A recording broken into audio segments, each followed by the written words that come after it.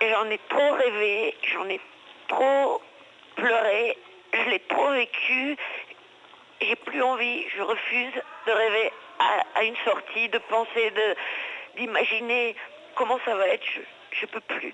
C'est au-dessus de mes forces. Je veux plus penser à ça. Je refuse de me faire plus de mal que celui que je suis en train de vivre au jour le jour. Depuis 6 ans, Florence Cassay purge sa peine dans une prison de Mexico. 60 ans incompressibles pour bande organisée, séquestration et port d'armes.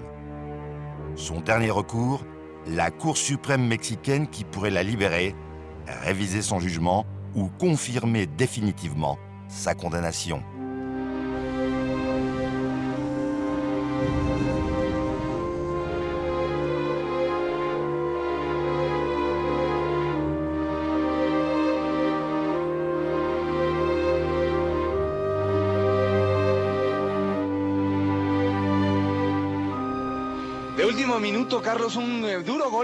Le 9 décembre 2005, à 7 h du matin, des dizaines de millions de téléspectateurs mexicains assistent en direct à l'arrestation de 2 kidnappeurs, un homme et une femme, et à la libération de 3 otages. Cette opération est menée par les forces spéciales de la police fédérale. Israel Vallarta, le premier, est neutralisé, menotté et traîné brutalement devant les caméras. L'homme se défend d'être un kidnappeur. Il dit être simplement le loueur des lieux où étaient séquestrés les 3 otages. La jeune femme arrêtée est française. Elle s'appelle Florence Cassay. Florence, no tengo nada que ver. No soy su esposa. ¿Qué hacía aquí? Nada. Yo no sabía nada. ¿Quién es usted? ¿Qué hacía aquí? ¿Cómo? ¿Qué hacía usted aquí? ¿Sabe que aquí había 3 personas secuestradas? Están al lado de usted. No lo sabía. No lo sabía. No lo sabía. 3 otages sont libérés. Cristina Rios et son fils Christian, âgé de 10 ans. Mère et fils déclarent le visage flouté, ne pas pouvoir identifier Florence Cassay. Le 3e otage, Ezequiel Flores, accuse formellement la jeune Française de l'avoir frappée, torturée, humiliée. Et il remercie la police fédérale d'avoir mis fin à son calvaire. Florence Cassay et Israel Vallarta tombent sous les chefs d'inculpation, de délinquance organisée, de séquestration et de port d'armes. À l'époque des faits, le 9 décembre 2005, le frère de la jeune femme, Sébastien Cassay, assiste lui aussi en direct à l'arrestation de sa sœur. Il est installé depuis une dizaine d'années comme entrepreneur au Mexique. En 2007, il a décidé de revenir en France. Il accepte aujourd'hui de témoigner à condition que son lieu de résidence ne soit pas identifié. Un matin, à environ 6 h du matin, je reçois un appel d'un de mes employés. Et il me dit « Sébastien, allume la télévision, il se passe quelque chose d'important ». Donc j'allume tout de suite la télévision, je regarde et aux infos, je découvre l'arrestation en direct donc, de Florence. Donc pour moi, c'était quelque chose d'impensable.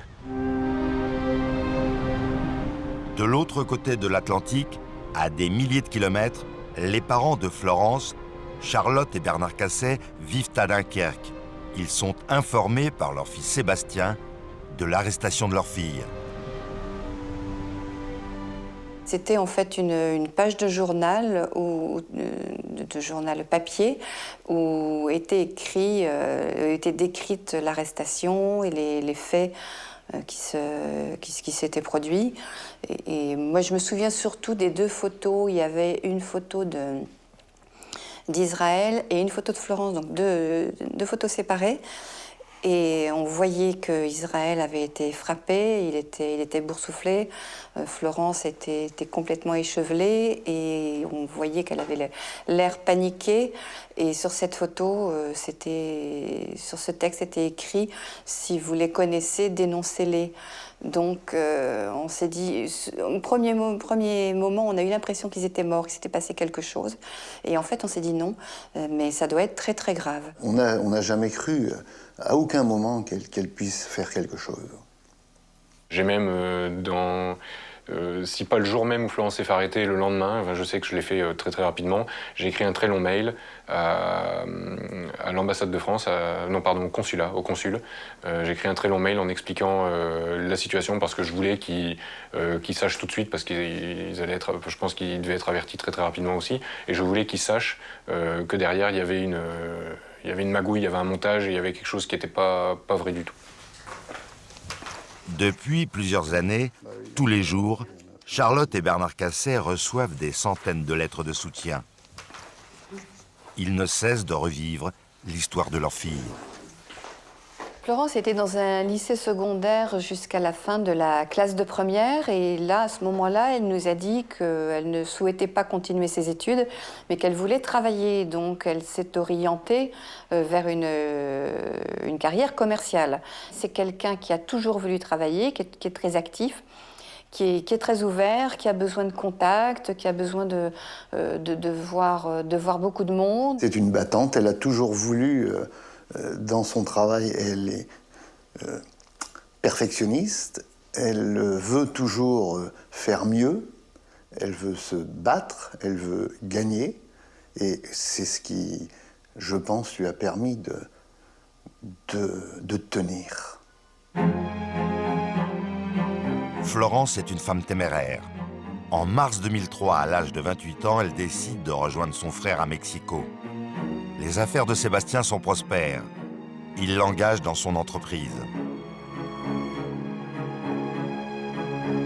En octobre 2004, elle rencontre Israël Vallarta. Israël fait la connaissance de Florence. Et à partir de ce moment-là, à partir du moment où il l'a connue, j'ai senti aussi qu'il y avait eu quelque chose qui avait été déclenché. Et tous les jours, Israël se présentait au bureau. À partir du moment où il l'avait rencontré, il y avait toujours un prétexte pour venir au bureau et voir Florence. À cette époque, Florence loue un appartement à Mexico en colocation avec une amie, Guadalupe. En 2005, les relations de Florence et d'Israël se détériorent. Elle rompt définitivement avec lui. Le 22 juillet, Florence rentre en France et cherche un travail pendant 2 mois sans succès.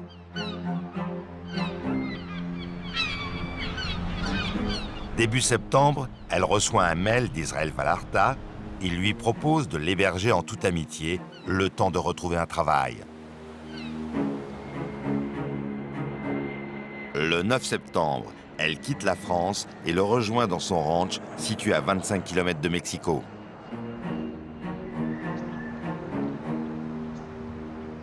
Elle ne sait pas qu'Israël Vallarta est surveillé par la police.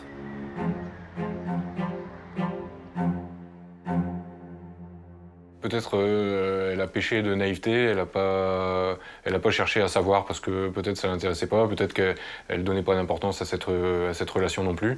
Donc de toute façon, la relation n'a pas duré très très longtemps, elle s'est terminée. Peut-être que ça lui a convenu à un moment d'avoir cette relation et puis de ne pas savoir, et puis en se disant je passerai à autre chose plus tard. 2 mois plus tard, le 6 novembre 2005, elle est engagée comme hôtesse d'accueil dans un grand hôtel international.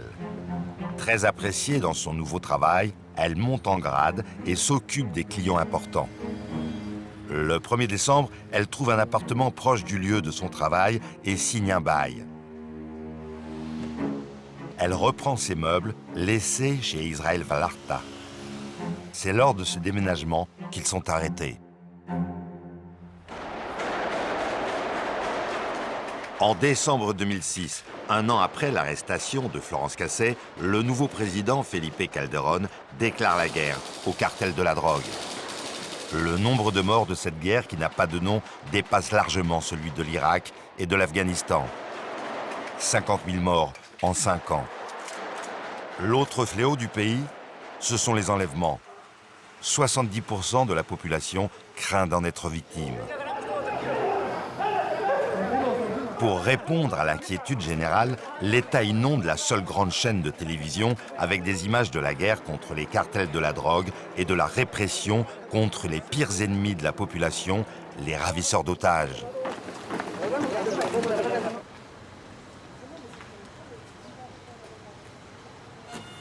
Barricadée dans sa maison, menacée de mort, Annabelle Hernandez est journaliste. Son père a été enlevé, torturé et assassiné. Elle est l'une des rares journalistes qui osent s'opposer frontalement au gouvernement. Elle accuse dans l'un de ses livres le président mexicain Felipe Calderón et son ministre de la Sécurité, Genaro García Luna, d'entretenir des liens avec le plus grand cartel de la drogue du pays. Avec l'assassinat de mon père, j'ai pris conscience, en tant que citoyenne, en tant que mère et en tant que journaliste, du fait que l'impunité et la corruption qui règnent au Mexique sont en train de nous détruire. La situation empire de jour en jour. Il y a de plus en plus d'enlèvements et d'assassinats, de plus en plus d'exécutions liées à la guerre entre narcotrafiquants. Face à une telle situation, on ne peut pas rester les bras croisés.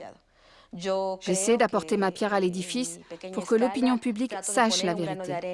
On ne peut pas tolérer qu'il existe au Mexique des policiers au-dessus des lois, des policiers corrompus qui ne font pas partie de la solution, mais plutôt du problème. Dans ces conditions, la situation ne peut que s'aggraver.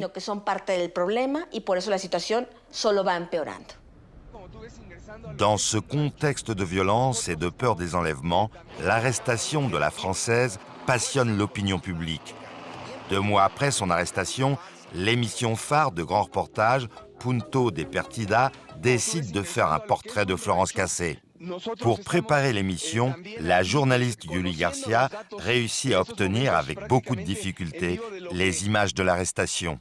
Cette arrestation a été organisée par Genaro García Luna, le patron de la police fédérale.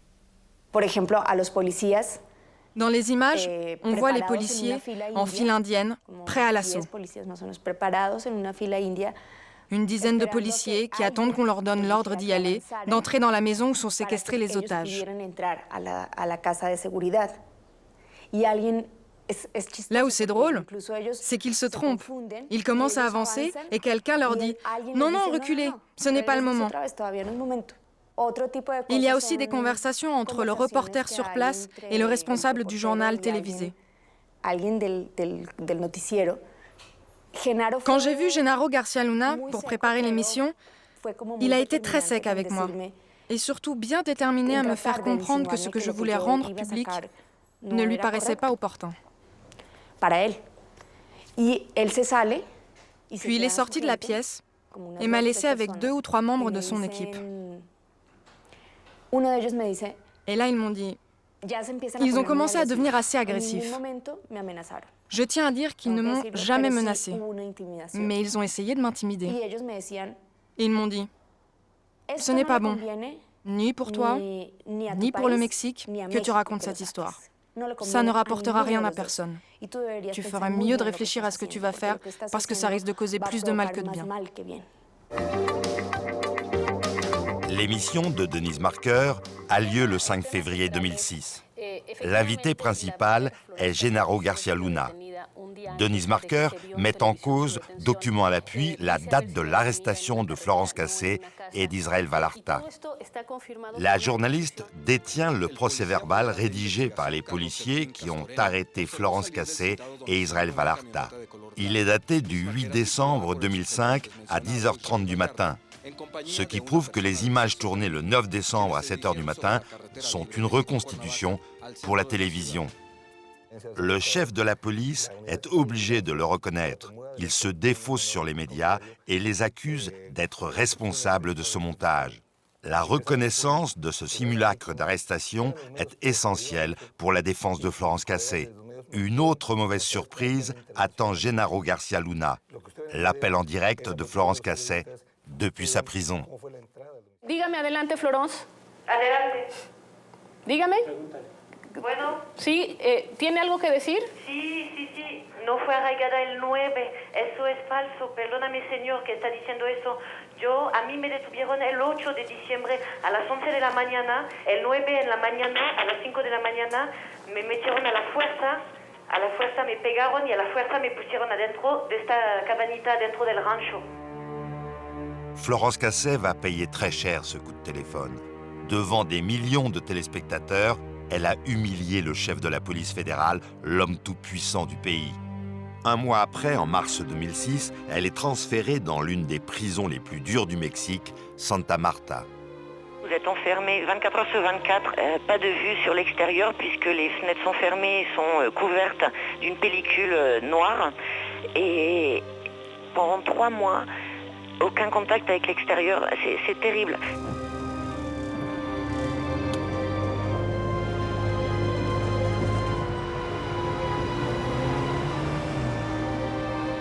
Nous avons rencontré 3 témoins essentiels.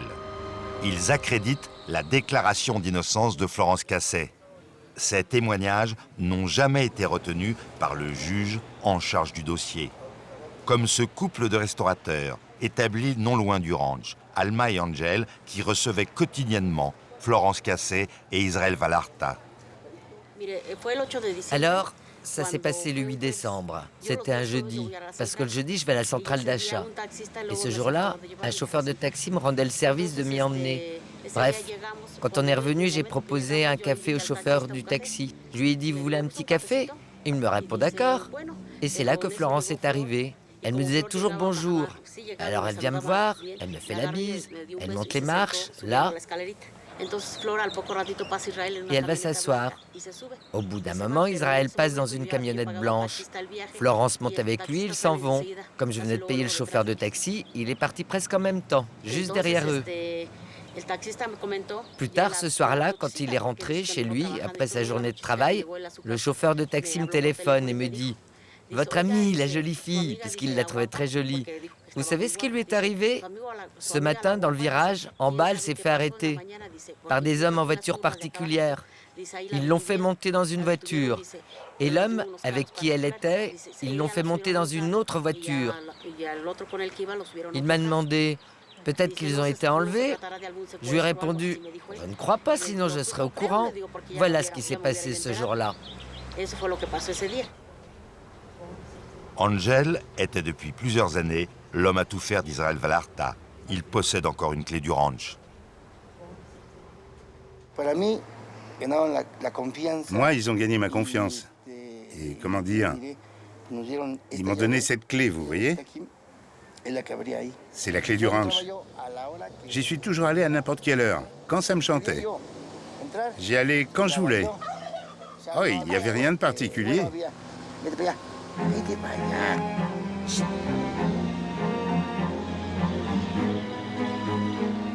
Dans un village situé sur une colline en face du restaurant, nous rencontrons Monica. Elle parle pour la première fois à des journalistes. À l'époque, sa maison était mitoyenne avec le ranch.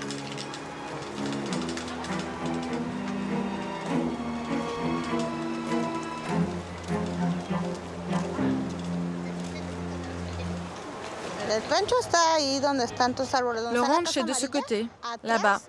Vous voyez où il y a tous les arbres? Là où il y a la maison jaune? Le ranch est derrière. Et moi, j'habitais à 100 mètres de ce côté-là.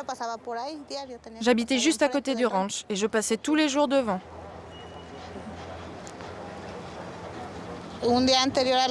La veille du jour où Florence et Israël ont été arrêtés, je suis passée devant justement pour aller faire des courses.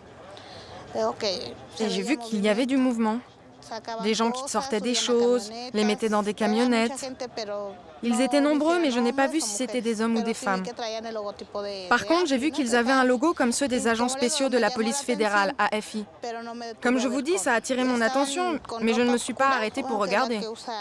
Ils portaient des vêtements sombres, comme ceux de la police. Des fois c'est noir, des fois c'est bleu marine. Mais comme il faisait nuit, on voyait juste qu'ils avaient des vêtements foncés et aussi le logo AFI. Il y en avait qui portaient une cagoule ou une casquette. Alors c'est très difficile de voir qui c'était.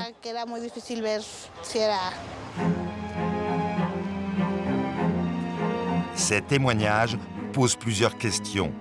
Qui aurait gardé les 3 otages entre le 8 décembre à 10h30 du matin et le 9 décembre à 7h du matin? 20h pendant lesquelles Florence Cassé et Israël Vallarta étaient entre les mains de la police. Et pourquoi des agents de la police fédérale réaménageaient-ils le ranch à la tombée de la nuit? Auraient-ils fabriqué les décors pour le tournage de l'arrestation du lendemain? Les déclarations des victimes posent aussi question. Ezequiel Forés reconnaît la voix d'une femme cagoulée au fort accent français. Il l'accuse de lui avoir fait une piqûre anesthésiante afin de lui amputer le doigt et obtenir une rançon. Les expertises médicales certifient pourtant que cette trace est une tache de naissance. Quant aux deux autres victimes, Christina et son fils, âgés de 10 ans, ils déclarent face caméra ne pas reconnaître la voix de Florence Cassé et ils ajoutent qu'ils étaient détenus dans un autre lieu. Le 8 février 2006, Christina est emmenée par des agents du ministère public dans une maison située dans un quartier périphérique de Mexico, à des dizaines de kilomètres du ranch. C'est l'habitation de la sœur d'Israël Vallarta, Lupita.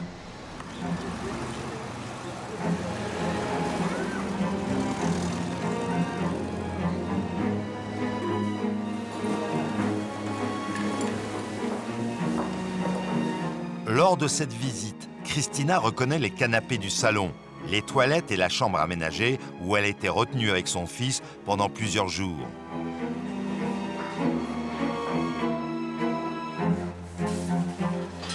La police découvre aussi des papiers d'identité appartenant à Ezequiel Florés.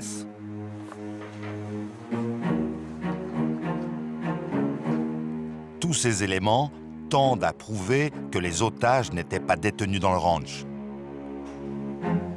2 jours après cette perquisition, les 3 victimes sont expatriées par le gouvernement vers les États-Unis. C'est de San Diego, en Californie, que la mère et le fils se rétractent et accusent Florence Cassé. Fait étrange, Lupita, la sœur d'Israël Vallarta, n'a jamais été ni interrogée ni inquiétée par la police. L'instruction du procès de Florence va durer 2 ans et demi. S'appuyant sur les multiples infractions juridiques et les témoignages en faveur de Florence, son avocat de l'époque est sûr de gagner. Il demande à la jeune femme de ne plus parler aux médias. J'ai pas pensé une seconde qu'en fait ça allait être terrible et que j'allais tomber dans une dépression terrible, que le fait de me taire, c'était me demander de mourir à petit feu. J'ai passé 2 ans et demi en attente de ce jugement, en croyant que j'allais sortir libre, en croyant qu'au bout de ces 2 ans et demi de silence allait être une libération et qu'après j'allais pouvoir crier mon innocence et l'injustice qu'on m'avait fait subir pendant 2 ans et demi. Je ne savais pas combien de temps ça allait durer. On croit et on est persuadé qu'elle va sortir. Et tout son entourage, que ce soit dans le milieu carcéral, que ce soit au niveau du consulat, même la juge qu'on rencontre quelque temps avant le jugement ne nous dit pas que tout va bien se passer, mais on était confiants. On était confiants et on pensait qu'elle sortait. On nous laissait même entendre qu'il fallait lui prendre son billet d'avion pour rentrer. Parce qu'il n'y avait rien il n'y avait rien contre elle. Le 25 avril 2008, Florence Cassé est condamnée à 96 ans de prison pour les chefs d'accusation suivants: délinquance organisée, séquestration, port et possession d'armes. Israël Vallarta, quant à lui, a disparu dans une prison de haute sécurité. Il n'est toujours pas jugé. Là, j'ai eu un choc émotionnel, un coup de colère, et comme aussi un réveil, un dur et douloureux réveil. Mais là, j'ai décidé, à partir de ce jour-là, de ne surtout plus me taire. Quand on a appris qu'elle avait pris 96 ans, à ce moment-là, on a demandé au président de la République de nous aider officiellement, et on a été reçus quelques jours après. Et c'est à ce moment-là que Franck Berton est intervenu. Condamnés à 96 ans, les parents, vous imaginez la détresse de cet homme et de cette femme qui arrivent voir un avocat français qu'ils n'avaient jamais rencontré, puisqu'il n'y avait pas d'avocat français préalablement à mon intervention, en disant qu'est-ce qu'on peut faire, est-ce que la France peut aider notre fille là-bas? Donc il nous a accompagnés à l'Élysée quelques jours après, quand on a obtenu ce rendez-vous. Et c'est à partir de là que l'affaire, oui, est devenue certainement politique. Moi, je me souviens d'une conversation avec Florence tout de suite dans la foulée, où elle me dit « j'ai besoin de vous ». On a eu un échange téléphonique et c'est les premiers échanges que j'ai avec Florence à l'autre bout du monde. Je ne l'avais jamais vue, même pas de photo, parce que, encore une fois, les médias avaient été assez timorés sur l'histoire cassée. Et elle a crié au secours en disant donnez-moi un coup de main là-bas en France parce que personne ne connaît mon histoire, personne ne sait ce qui s'est passé, personne ne sait de quoi je suis accusé, venez au secours. Franck Berton prend immédiatement l'avion et va voir Florence en prison. Sur place, il contacte un avocat mexicain francophone, Agustín Acosta.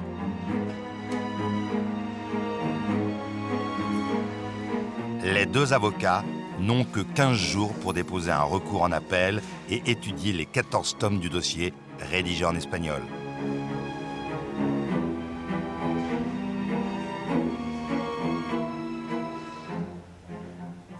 Comme tous les Mexicains, j'ai allumé mon appareil de télévision le 9 décembre 2005 et comme tout le monde, j'ai vu les images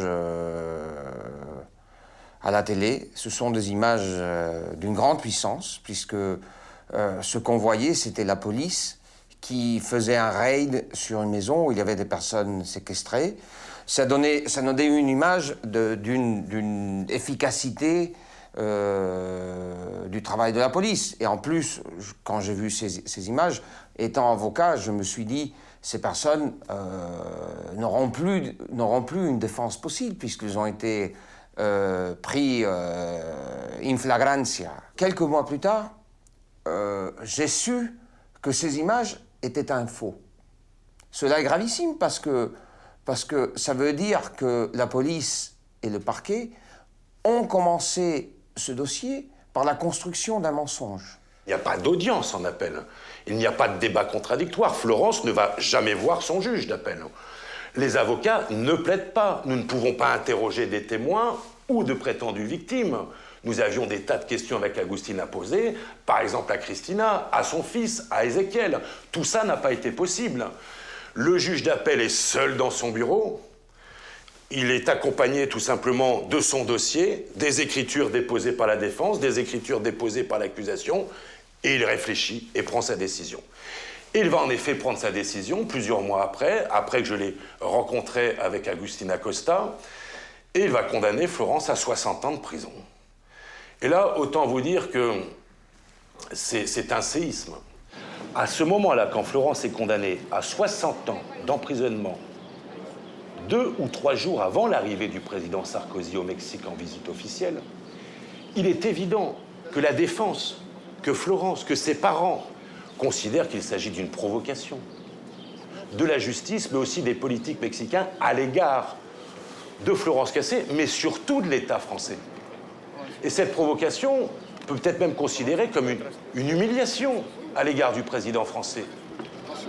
Le président français avait obtenu l'assurance de Felipe Calderón qu'aucune décision judiciaire concernant Florence Cassé ne serait prise avant son voyage officiel.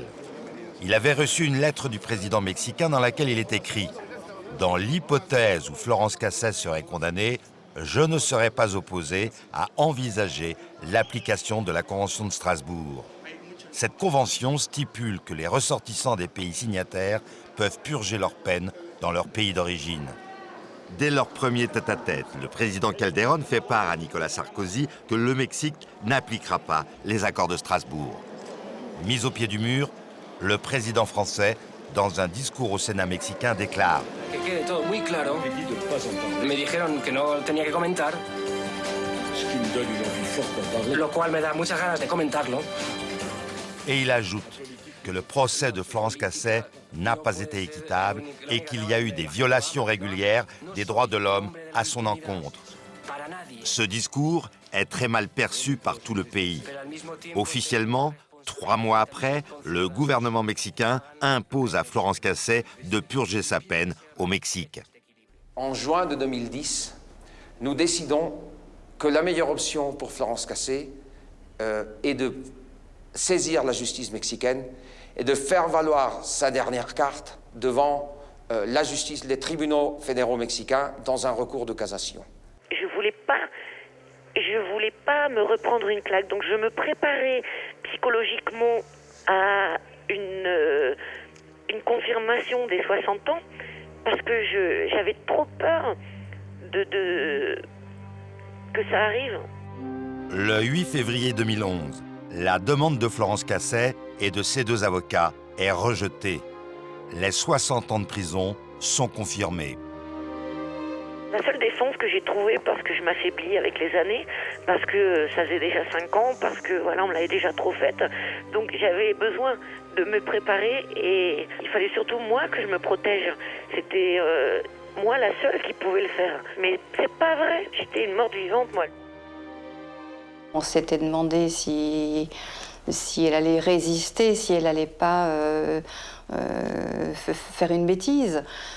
Ensuite, un petit peu plus tard, on s'est demandé si elle ne pouvait pas tomber sur une détenue qui cherche à lui faire du mal. D'ailleurs, je crois qu'il y a eu plusieurs fois des petits soucis par rapport à ça. On est forcément toujours inquiet, c'est inévitable. Cette nouvelle condamnation amplifie la crise diplomatique entre les 2 pays. Nicolas Sarkozy décide de dédier l'année du Mexique, prévue de longue date, à Florence Cassé. Piqué au vif, Felipe Calderón annule cet événement. Après cette décision, le cas de Florence Cassé devient un débat national.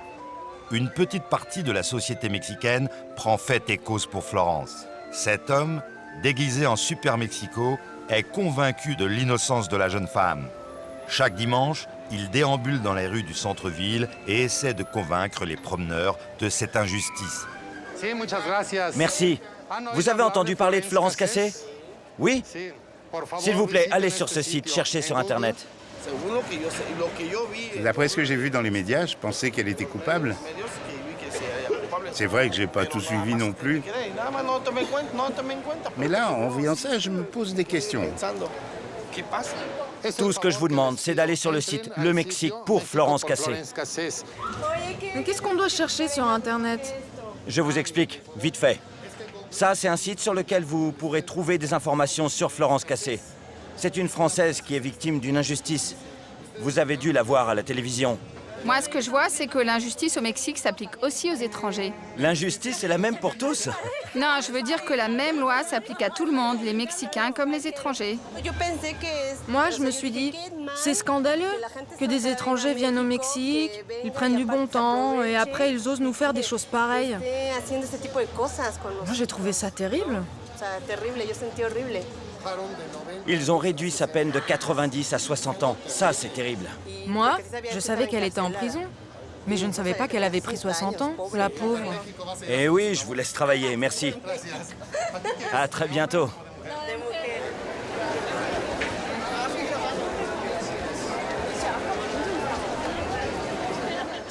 Effectivement, ça fait des mois que je défends la cause de Florence dans la rue. J'appelle ça familièrement évangéliser les gens, pour qu'ils sachent que tout ce que disent les médias complaisants n'est pas vrai, qu'il faut qu'ils aillent sur Internet, qu'ils ouvrent les yeux et les oreilles, qu'ils s'informent par leurs propres moyens. La réaction des gens est très bizarre. D'après mes propres statistiques, je dirais que 60 à 70% des gens pensent qu'elle est coupable. Simplement parce qu'ils ont vu le reportage à la télévision, diffusé par des médias qui l'avaient déjà condamnée. Ces 70% de Mexicains, persuadés de la culpabilité de Florence Cassé, craignent un jour d'être victimes d'enlèvement. Régulièrement, des centaines de milliers de manifestants, révoltés par ces crimes, envahissent les artères de Mexico. Ils sont tous habillés en blanc. José Antonio Ortega est l'un des organisateurs de ces marches blanches. Il est avocat, catholique fervent. Il est le défenseur le plus renommé des victimes d'enlèvement. Après avoir étudié le dossier de Florence Cassay, l'avocat estime que la jeune Française serait une coupable fabriquée par le régime pour calmer la rue. Cette affaire est une affaire d'État. Parce que si la justice tranche en faveur de Florence Cassay, Genaro Garcia Luna tombe. Et du même coup, la politique de sécurité publique du président Calderón. Et ça révélera au grand jour les falsifications, le coup monté, les mensonges. Pour cette raison, ils ne peuvent laisser Florence Cassay en liberté. En 2003, 2004, près de 25% des ravisseurs arrêtés étaient soit des policiers, soit d'anciens policiers, soit des fonctionnaires liés à la justice.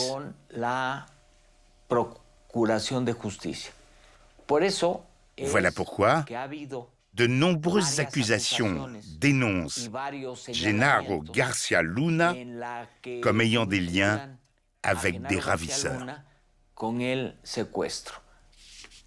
Pour faire taire l'avocat, ses ennemis ont monté une fausse affaire d'enlèvement impliquant un de ses fils trisomiques.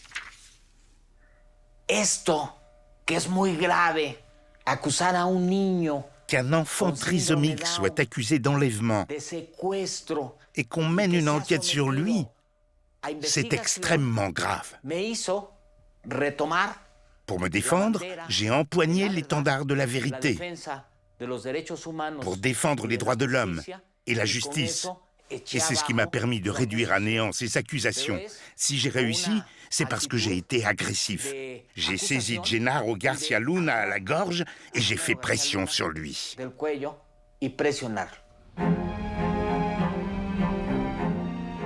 La plus importante association de victimes d'enlèvement se situe à Polanco, le quartier huppé de la capitale. Elle est présidée par Maria Elena Morera. Contrairement à l'avocat, elle est très proche du gouvernement. Elle est aussi son porte-parole pour l'affaire Cassay auprès des journalistes étrangers. Son mari a été victime d'un enlèvement.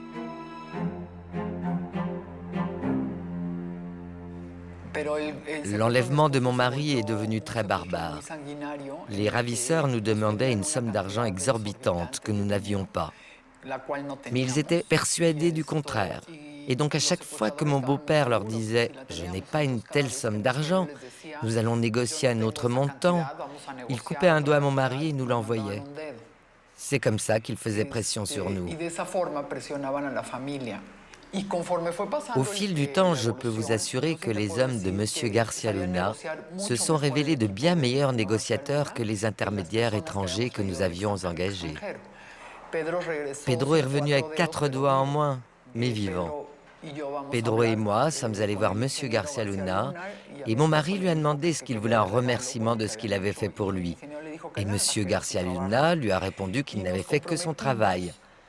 Alors, nous nous sommes engagés à travailler avec lui dans les écoles pour mener des campagnes de prévention des enlèvements auprès des jeunes, parce qu'à l'époque, les jeunes commençaient à être victimes d'enlèvements. L'affaire Florence Cassay, c'est très regrettable qu'elle ait été liée à ce monsieur Israel Vallarta et que les témoignages des victimes affirment qu'elle se trouvait à l'endroit où il les séquestrait. Ça me paraît pratiquement impossible de se trouver dans un lieu où on retient des otages sans être impliqué.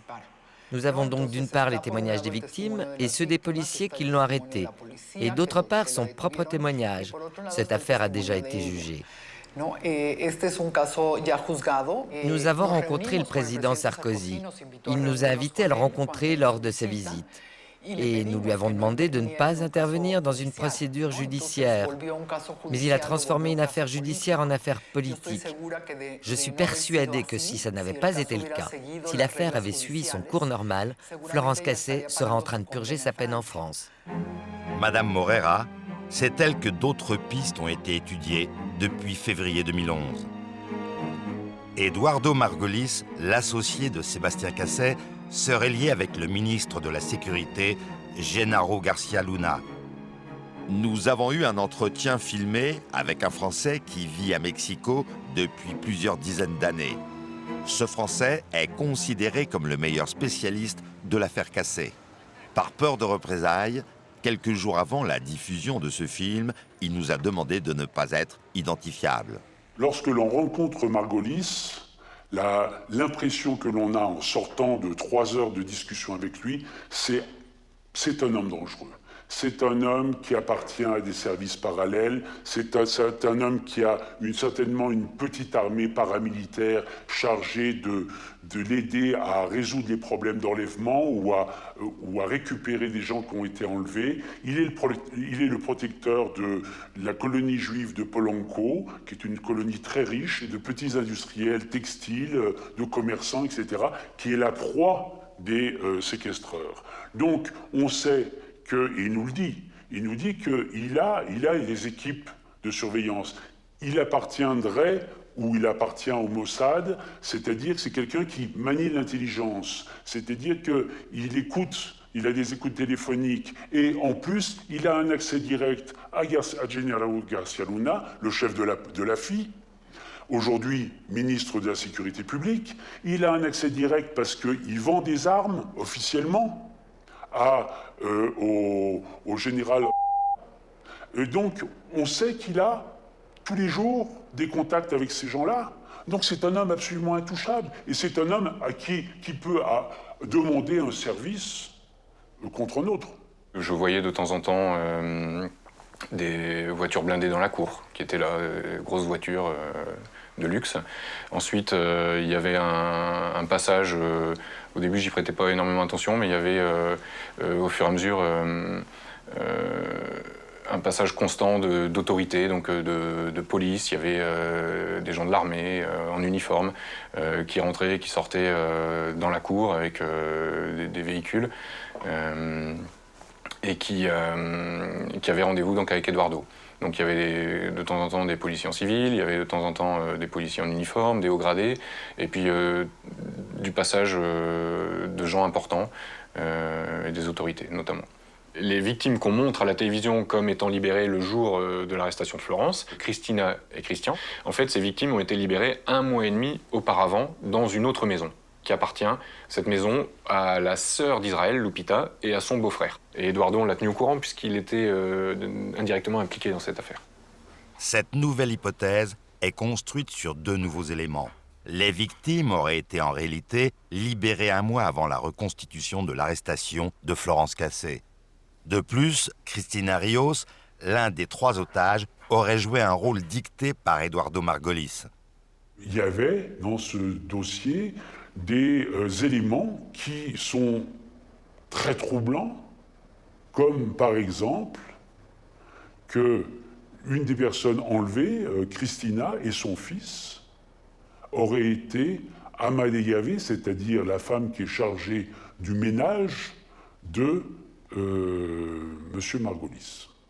Margolis est un homme d'affaires de la communauté juive mexicaine. Il était l'associé de Sébastien Cassé, le frère de Florence. Les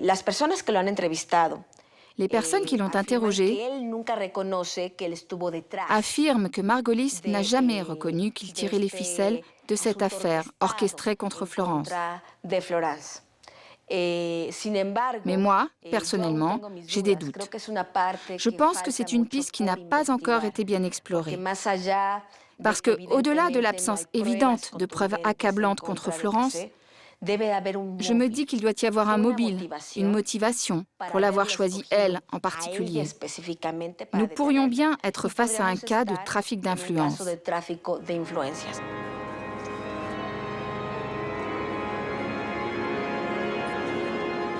De son côté, le Vatican, ému par le cas de Florence Cassé, a demandé à l'Église catholique mexicaine de mener une enquête.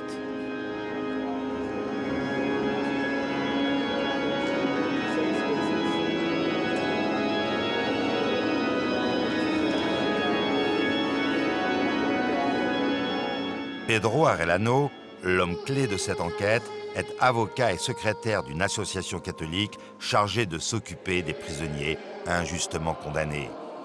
Pendant 6 mois, il a dirigé 27 enquêteurs pour établir un rapport sur la culpabilité ou l'innocence de Florence Cassé. Pedro Arellano nous fait signe de le suivre et nous conduit non loin de la cathédrale, dans les locaux de son association. Certains témoignages de policiers contenus dans le rapport ont été obtenus sous le secret de la confession. Pedro Arellano craint tout spécialement les hommes et leurs chefs responsables de la fausse arrestation de Florence Cassé. Anxieux, malgré le danger, il décide de témoigner à visage découvert.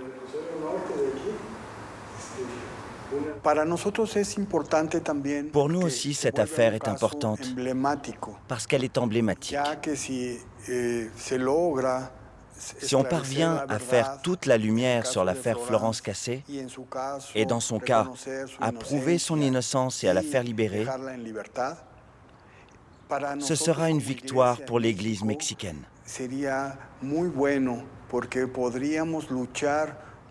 Ça nous permettrait de nous battre pour d'autres Florence, qui sont aussi en prison, ou pour d'autres personnes qui sont malheureusement incarcérées sur la base de preuves fabriquées. Les preuves qui ont été falsifiées dans le procès de Florence, c'est le gouvernement qui en est à l'origine. Nous lui posons la question essentielle. Est-ce que dans son rapport, il est notifié que Cristina aurait été la femme de ménage d'Eduardo Margulis? Il y a une chose que je veux que vous sachiez. Si je suis au cimetière ou à l'hôpital, je ne pourrai plus aider Florence.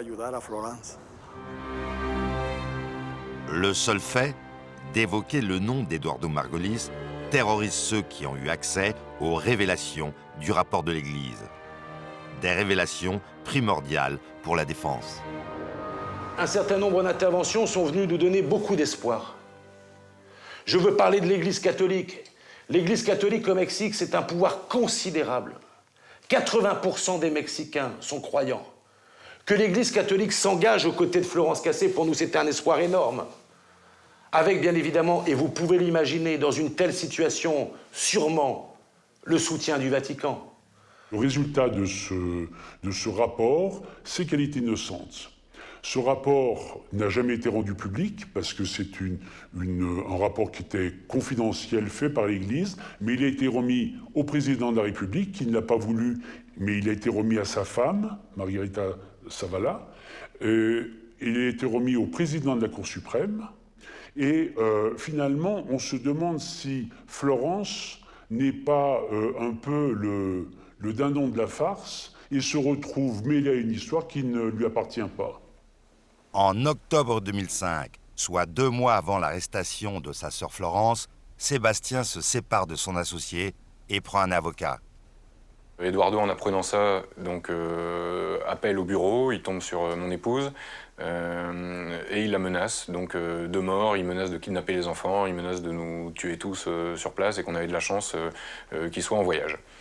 Et c'est alors que le 9 décembre, au matin, tout de suite, ma première image, en voyant Florence arrêtée dans un montage comme ils ont pu le faire, et avec en plus des gros plans sur les cartes de visite de ma société, j'ai tout de suite compris qu'Eduardo Margulis était derrière tout ça.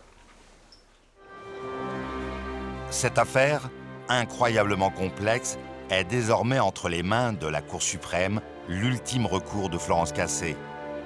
Cette cour est indépendante du pouvoir exécutif et présidée par un juge libéral, respecté et secondé par 10 magistrats.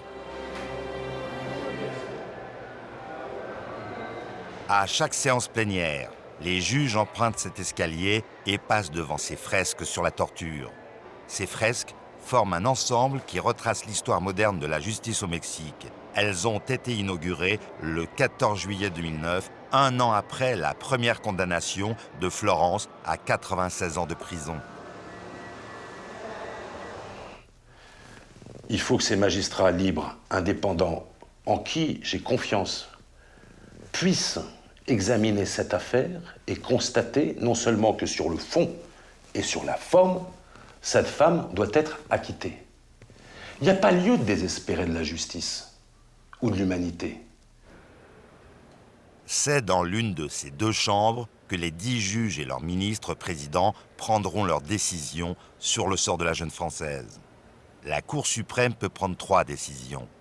La première, l'acquittement de Florence, elle serait libérée sur le champ.